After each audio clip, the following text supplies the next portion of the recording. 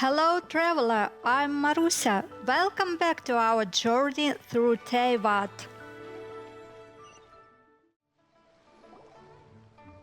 Is there anything I can do for you two? I'm afraid that Wangsheng funeral parlor isn't in the best state to receive guests. We've come to see Zhongli. Could you please tell him we're here? Unfortunately, Zhongli isn't here at the moment. It seems he went to Northland Bank. Doesn't the Northland Bank belong to the Fatui? Last time we saw Zhongli was before we went to the Golden House. Do you think he doesn't know about the attack on Liyue? Visiting the Fatui at a time like this could only mean more trouble. We had better go and make sure that everything is okay.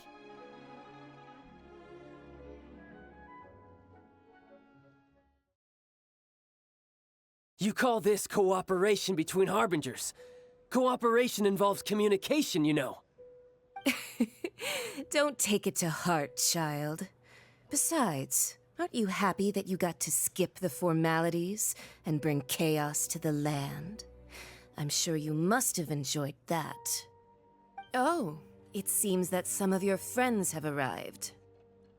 Hey, it's Zhongli and Child. And you're also one of the Harbingers? It's you two. I believe we've met once before. In the city of Bards, was it? I'm glad you still remember my name. Ah, right. I imagine that it must have been rather hard to forget watching helplessly as something precious was snatched away from your friend. No, don't let her get to you. You've yet to gather the powers of all 7 elements, and our last battle at the Golden House was almost more than you could handle.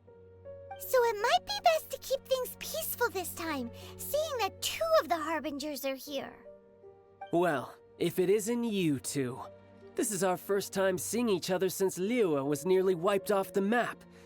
This is certainly a bit awkward, wouldn't you say?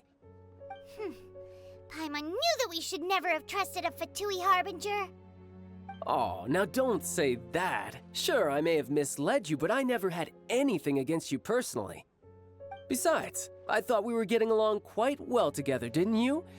Except for that little tussle we had at the end. Nothing personal. We just have different views, that's all. Of course, you may very well hold this against me, but that's up to you. The real deceivers here are Senora and Zhongli. Curse them for leading me on. So actually, I think... Stop wasting time, child. There'll be plenty of time to chat once I'm through here. You remember the agreement, Morax. Now, if you would be so kind. The Gnosis, please. What in the world are you talking about? The contract is fulfilled. That which thou seeketh is now bestowed unto thee. For my promise is solid as stone.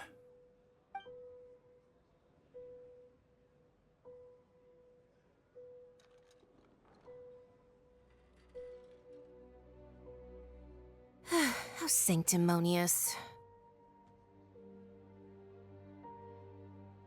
What? So you're the Lord of Geo? No, wait! That's an exciting twist and all, but why give the Gnosis to the Fatui? I do not give it for free. I give it as agreed upon in the contract, for it is a matter solely between the Tsaritsa and I. Yeah, you don't think you went a little bit too far with that whole fake death thing? Everyone was preparing the ceremony for you, and splat! This big dragon falls out of the sky, and all of Liyue goes into an uproar. Talk about a disaster. Gathering all the forces that had been bubbling behind the scenes, and then stirring them together in a pot that was bound to boil over. That's what he wanted to see, am I right? Wait, what? Perhaps it's best that I explain. As you know, I've dwelt upon this world for more than 6,000 years. It is now 3,700 years ago that I founded Liyue together with the Adepti. Even boulders that can withstand whirlpools will erode with the passing of time. I kept convincing myself that cracks had not begun to form, and that the end of my time had not yet come. Until one drizzly day, as I was strolling along the harbor, I heard a merchant tell one of his workers, "You finished your duties. Go ahead and call it a day." I stood motionless among the crowds, asking myself, have I already finished my duties? Oh, Zhongli. But as I began to consider relinquishing my divine role, I soon discovered that many reasons still remained to not hastily depart. Was Liyue, the city I had dwelt in for so long, already prepared to enter its next age? I decided that a test was needed in order to reveal the answer. So I feigned my own death, and gathered the cast of Child, the Adepti, and the Liyue Qixing to play their roles together on the stage that was Liyue. That's right, which is why I continued to safeguard the Gnosis until now. So you mean that if the chaos ever reached the point of no return, you would simply appear and use your divine powers to bring Liyue back under control? Of course, and it would have been all too easy for him too. Just as a child quickly matures after losing their parents, so has Liyue matured when faced with the death of its deity. In the end, the resolution to all that has transpired was even more satisfactory than I could have hoped for. Take the Adepti, for instance. Owing to their years of seclusion, they were the least informed. Yet when faced with a crisis, they commendably showed the greatest amount of restraint possible. Not only did they manage to cooperate with the Qixing, but in the end, they even made efforts to understand the hearts of the people. Credit is also due to Signora, the emissary dispatched by the Geo Archon to fulfill our contract. At my request, she kept everything she knew in strict confidence. This despite the eavesdropping ears of her colleague, Child. This meant I could remain as Zhongli, even having the chance to fulfill the age-old traditions of Liyue in this mortal form. Thank you for joining me on this journey, traveler. All of these things turned out as I had planned. There is only one thing that I had not anticipated, and that was the conduct of the Liyue Qixing. I had expected them to do no more than the Adepti, to come to the defense of Liyue. But when all was said and done, they seized the opportunity to supplant Liyue's divine protectors, and used the subsequent power vacuum left by my death to quickly gain complete control of Liyue. Huh? That doesn't sound good at all. Ha! On the contrary, I think it is excellent. I had always feared that it was too soon for them to take over from me. And it was also that which I longed for the most. As such, this is the best parting gift anyone could have given this god of old. Hey, what about me? Doesn't anyone feel the least bit of remorse for deceiving me? You've practically kept me in the dark! I think that thanks would be more appropriate. You certainly played no small part in all of this, wreaking havoc and turning the city upside down. The Lord of Geo ought to thank you for your performance, if anything. If you hadn't created the pressure of a battle between mortals, Adepti, and a god, the lump of coal resting in the hands of the Geo Archon, Liyue would never have been able to become a dazzling diamond of a city. Huh? Just whose side are you on, mocking me like that? Are you itching for a fight? Hey, haven't you learned the Liyue saying, don't always call it as you see it? Well then, with the Gnosis in my possession, I have no use for such idle chatter. We should return to Zapoljarny Palace and seek an audience with Her Majesty, the Tsaritsa. Come, child. Fine. I'll meet you there later. I'm not sharing a boat with the likes of you. Do as you wish.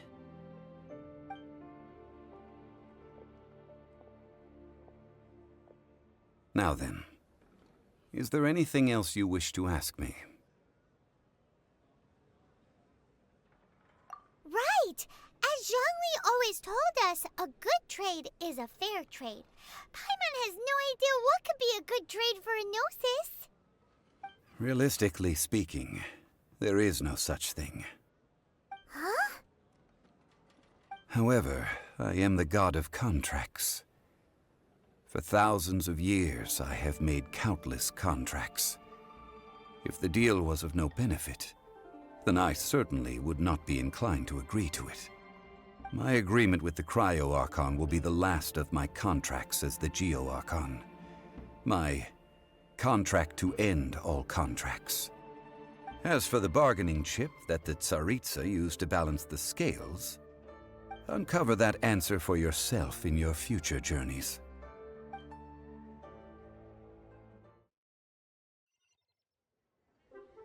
Today's the day of the Rite of Parting. Although the star of the show is fake, we spent so much time trying to organize it, it would be a real shame not to go there now.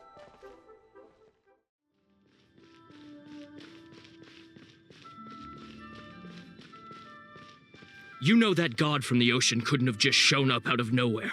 I mean, it's been 2,000 years since Rex Lapis subdued it.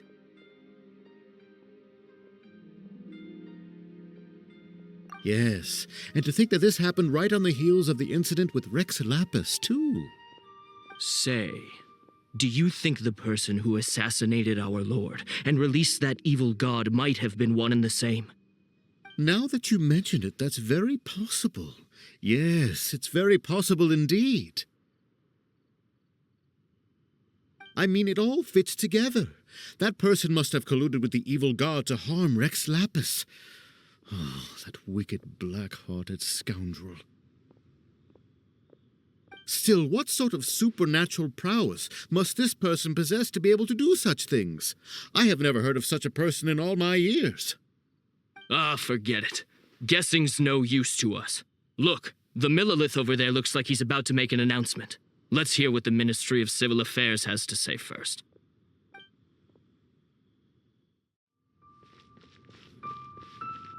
Oh, well, since we're going through with this rite of parting, I guess it means that those rumors hit the nail on the head.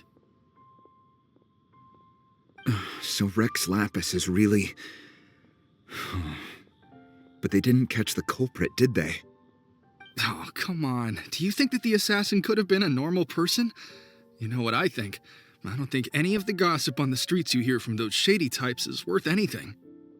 There's only one real possibility in my mind. I've heard that the assassin was that Fatui fellow. Youngish, pretty high in rank. I think they called him Child.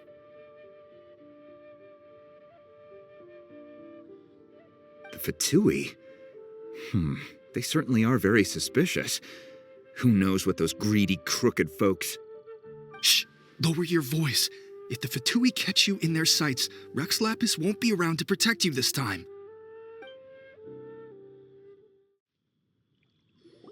Hear ye all! The Qixing's words.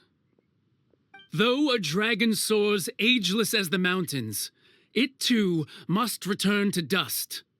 This is common knowledge. Gods and Adepti live glorious lives, but both light and shadow have their season. So too must they face divinely appointed trials. Rumors and hearsay abound on the streets that Rex Lapis was murdered. Now, let the truth be revealed. Having been thwarted in his trial, Rex Lapis's soul has recouped the celestial heights. He beseeches the people of Liyue to grieve not and to let not their hearts be saddened. Nor are they to believe street-born rumors or indulge in baseless speculation.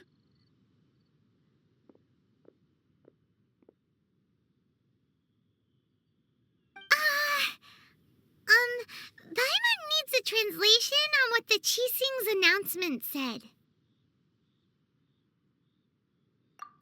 So that's how they're spinning it. Something feels off. Why would they suddenly give up looking for the murderer? Not to mention how this excuse sounds like something they just made up on the spot. Could the Qixing already have known that Rex Lapis wasn't dead? But Zhongli said that neither they nor the Adepti knew anything. Did Zhongli tell them in secret after his Gnosis changed hands? Exactly, right? Ooh, seems like the Rite of Parting has been going on for a while now. Let's go have a look.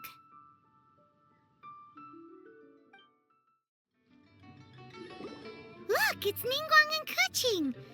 Are they saying something? Are there speeches over? As said previously, Rex Lapis's soul returning to the heavens is the end of the contract. And it is also the end of an era. 3,700 years of contracts burnt and reduced to ash. We, the people of Liyue, were indeed prosperous. But blinded by our prosperity, we forgot that time can be pitiless. The long, unending dream of our Archon walking among us. Now that we have awoken from our dream, we must learn to say farewell. Will you stand with us as we re-establish our contracts? As we build a new age of prosperity? So concludes the words of Her Eminence the Tianquan. Does Her Eminence the Yuheng have anything to add?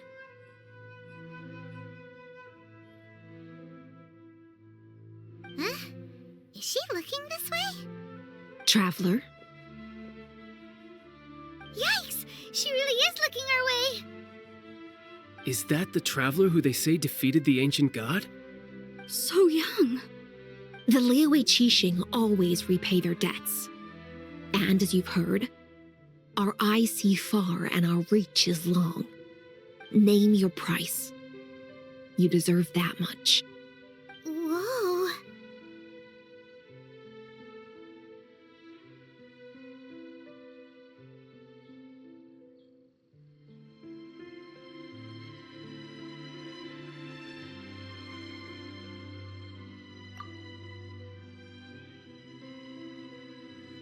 Well, could you help me put up some missing person posters?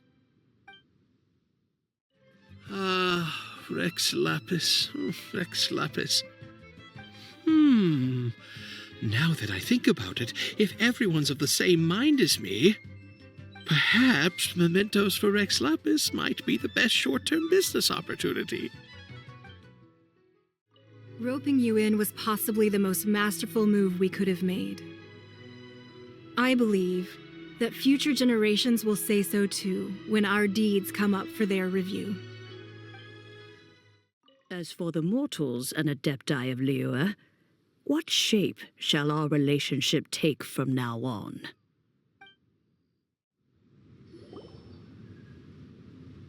Hey, Zhongli! Look at this. Everyone in Liyue is caught up in their emotions, thinking that they'll never see Rex Lapis again. And here you are looking all relaxed. Why would I not feel more at ease after laying down the burden I have borne for 3,700 years? Right. If the two of you can spare the time, I should treat you to a meal at the Xinyue kiosk. Ha! That sounds like big talk, Zhongli. Paimon might have believed you if you were treating us to some third-round knockout, but you'd have to pay out your nose just to stand inside Xinyue kiosk. Are you sure you can afford it? You're right. I do like the Mora. As the Rex Lapis Morax, I can easily create Mora. But since I have chosen to walk this earth as the mortal Zhongli, I should abide by the same rules that mortals do.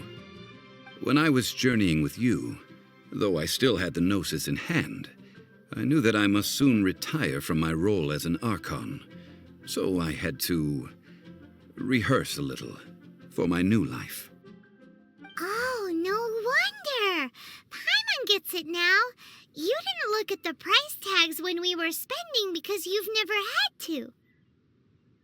But since you weren't used to not being able to just make more Mora as and when you wanted to, you had to try becoming a parasite to society who lives off of other people's credit.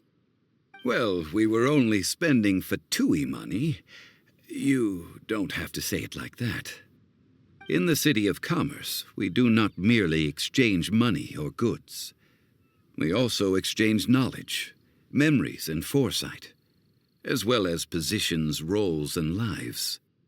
The Archon Morax could never experience life as the true mortal Zhongli could, no matter how many times he descended to be with his people. I must thank you for that. I will treasure the memories that I made as Zhongli, traveling the streets of Liyue with you. That is true. But there is no journey that does not end. No meetings without partings. Paimon thinks that we should make a move and continue our search for the Seven. I fear that continuing your journey may be difficult. The nation that neighbors Liyue by sea, Inazuma, is presently closed.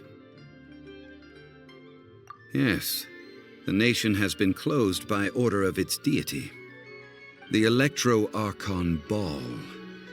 And just as the people of Liyue preferred to call me Rex Lapis, she too goes by another name among locals in Inazuma. Paimon thinks we've heard that one before. Raiden? That is the case. And since Raiden is also the Shogun of Inazuma, people call her the Raiden Shogun. That said, though people at the wharf were saying that the situation in Inazuma is very tense, Paimon doesn't remember that always being the case. It wasn't that bad last year. Zhongli, since you're Rex Lapis, shouldn't you know something about what's happening there? Just how did Inazuma become a closed nation? It's because of visions. Visions? When faced with circumstances beyond their control, humans often bemoan their lack of power.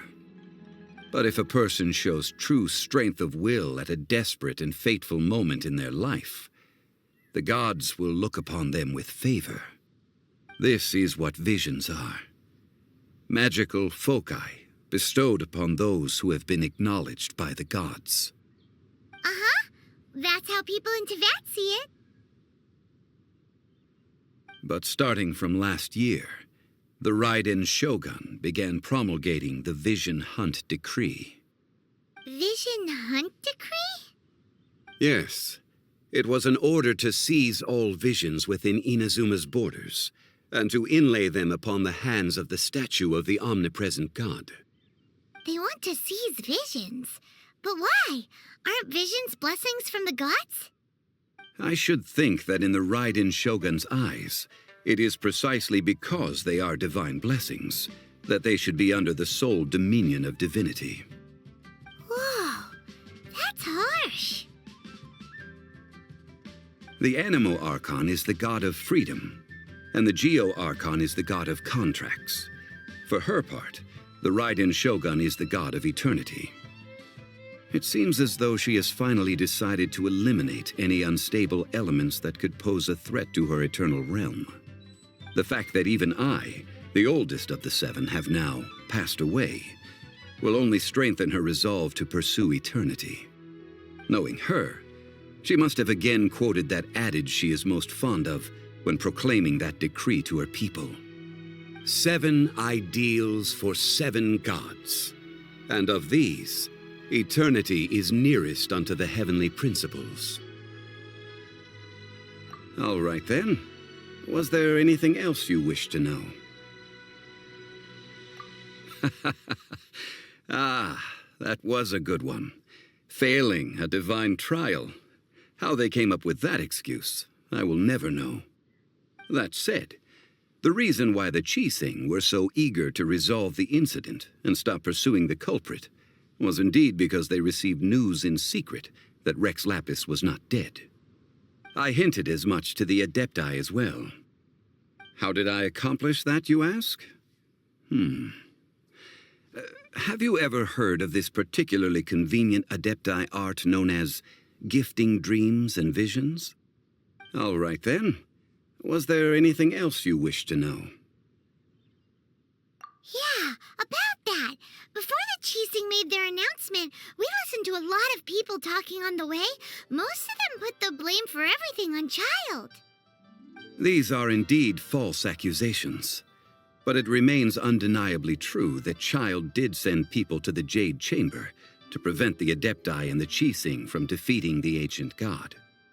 I've heard that Ningguang is busy milking that for all it's worth on the foreign relations front at the moment, browbeating the envoys of the Fatui. Ha! Those poor Snezhnayan diplomats. If it were not for Child's exalted position as a harbinger, I'm certain that they would have shifted all the blame to him and called for his dismissal by now. All right then. Was there anything else you wish to know? The time of the Adepti has long passed. If even the Liyue Qixing don't want to face that truth, then what future is there for Liyue? Kuching is absolutely right in saying this. Now, though I did laud Ningguang's desire for power, believing this to be a good thing, and thought as a matter of course that she must have been behind the Qixing's plan to take governing power over Liyue from the hands of the gods and Adepti. Could the original person who brought up the idea of seizing power have been... All right then. Was there anything else you wish to know? That's right. Zhongli, now that you don't have your Gnosis, what's going to happen to all the Mora in Teyvat? Since Morax is dead, are they all just going to disappear? Also, isn't the Golden House the only mint in the entire continent? Will it even continue to work? The Mora present now will not vanish. But the Golden House will indeed have to cease operations for a lengthy period of time, since creating Mora requires the use of the Geo Archon's power. This is terrible! We're all about to run out of Mora! The world is coming to an end! Yes, this is indeed a major issue from a financial standpoint. Well, I suppose we'll just leave such troublesome matters to the Liyue Qixing to debate. Then, did you at least set some private funds aside for yourself? Oh, a private fund. This does seem like a good, logical, common-sense idea. It's a shame. What's a shame? It's a shame that I didn't think of it at the time. All right then. Was there anything else you wish to know? Well then, I suppose you'll have to find a way to get inside this closed nation. Have patience. I suspect that some serendipity must first come into play.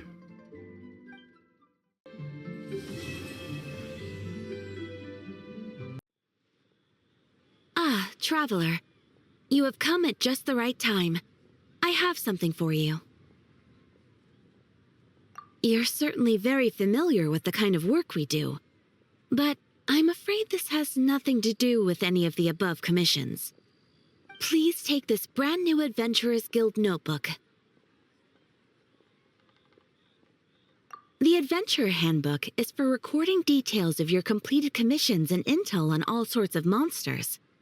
Whereas this notebook is for recording the marvelous people and wonderful events you encounter on your travels. I hope it will be of help to you. Anyway, that's all for now. My commission is complete. Safe travels, traveler. Ad Astra Abyssosk. Our journey continues in the next episode. Thank you for traveling with me. Until next time.